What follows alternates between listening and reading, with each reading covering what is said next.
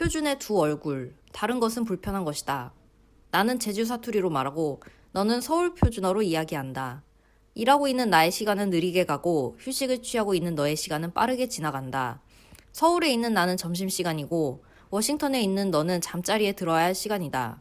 같은 장소, 같은 시간대에 있다고 하더라도 내가 경험하는 세상과 네가 경험하는 세상은 다르다.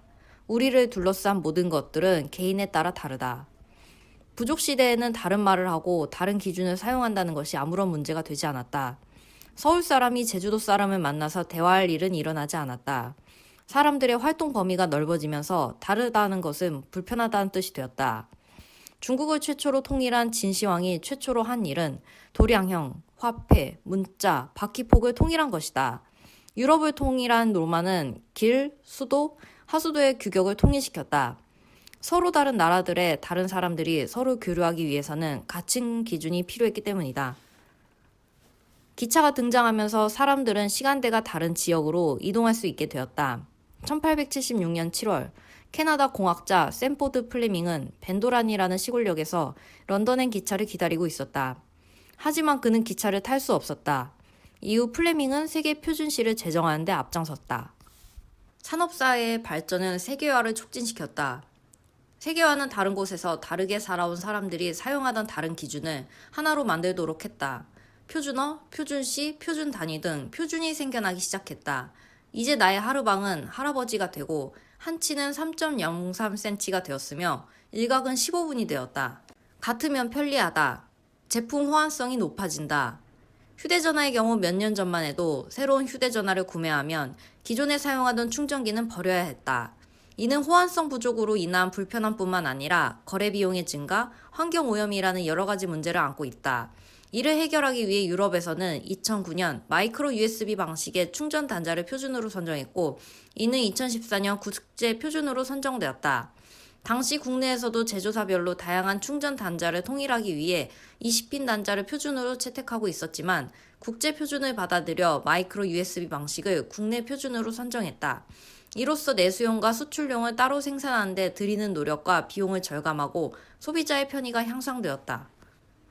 생산성이 향상된다. 보급형 자동차 생산으로 유명한 헨리 포드는 모델 T 자동차 원가를 낮추기 위해 부품과 공정을 표준화했다.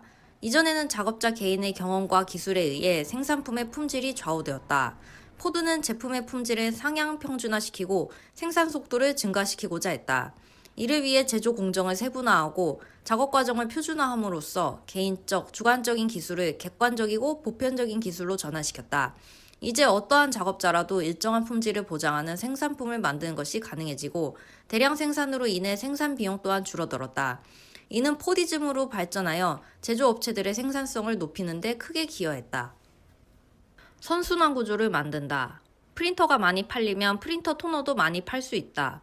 프린터별로 사용할 수 있는 프린터 토너의 호환성이 보장되어야 한다.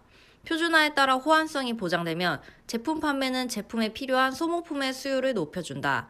이는 네트워크 외부성 효과가 발휘되는 현상이다. 마이크로소프트는 이를 활용한 선순환 비즈니스 모델로 성공하였다. 윈도우 운영체제 시장을 장악함에 따라 인터넷 익스플로러로 브라우저 시장에서 독점 위치를 굳힐 수 있었다. 운영체제 시장에서 윈도우를 디팩토 표준으로 만들었던 것이 성공 요인이었다. 같은 것이 꼭 좋은 것은 아니다. 독점화를 촉진한다. 개인용 컴퓨터의 운영체제는 마이크로소프트사의 윈도우즈가 거의 독점하고 있어 사실상 표준으로 인정되고 있다. 리눅스라는 오픈소스 방식의 운영체제도 사용이 편리하고 윈도우보다 더 유용한 기능이 많지만 많은 사용자들은 윈도우즈를 선택한다. 윈도우즈 방식이 이미 익숙해져 버린 데다 보편적으로 널리 확산되어 어디에서나 사용할 수 있기 때문이다. 이렇게 시장 지배력이 높아질수록 독점화는 가속된다. 기술 발전을 저해한다. 표준은 원래 기술 발전을 가속화시키는 역할을 했다. 기술력이 낮은 기업이 표준을 적용함으로써 일정 수준의 기술을 확보할 수 있다. 하지만 우수한 기술이 반드시 표준으로 선택되는 것은 아니다. 1980년대에 비디오 기술로 베타맥스 방식과 VHS 방식이 있었다. 베타맥스 방식은 소니의 자체 기술이고 VHS 방식은 일본의 마스시다 등 여러 기업과 미국, 유럽에서 사용하는 방식이었다. 베타맥스 방식은 고화질의 잡음 및 화면 노이즈도 적어 VHS 방식에 비해 뛰어난 기술이었다. 다수의 기업들이 연합하여 다양한 전략으로 VHS 방식을 디팩토 표준으로 만드는 데 성공했고, 결과적으로 기술력에서 앞선 베타맥스 방식은 사라졌다. 양극화를 심화시킨다. 표준화에서 우위를 차지한 회사는 시장을 독점하기가 쉬워진다. 선두기업의 시장 장악력은 더욱 튼튼하게 되고, 후발기업은 선두기업을 따라잡기가 점점 더 어려워진다.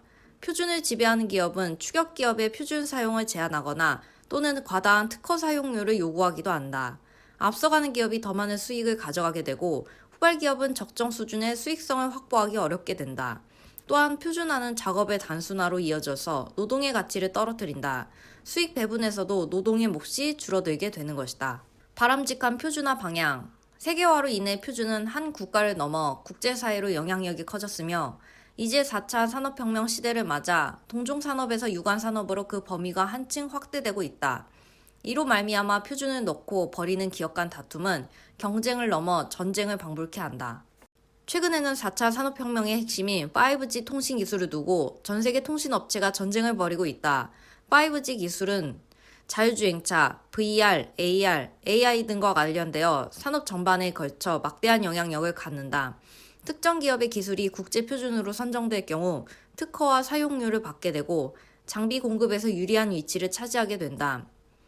표준은 분명 필요하지만 부작용도 크다. 부작용은 원래의 목적을 놓쳐서 본질과 다른 방향으로 진행될 때 나타난다. 표준은 공공의 이익 반영을 원칙으로 해야 한다. 표준이 특정 기업을 위한 수단으로 전락할 때 부정적인 측면이 나타나게 된다.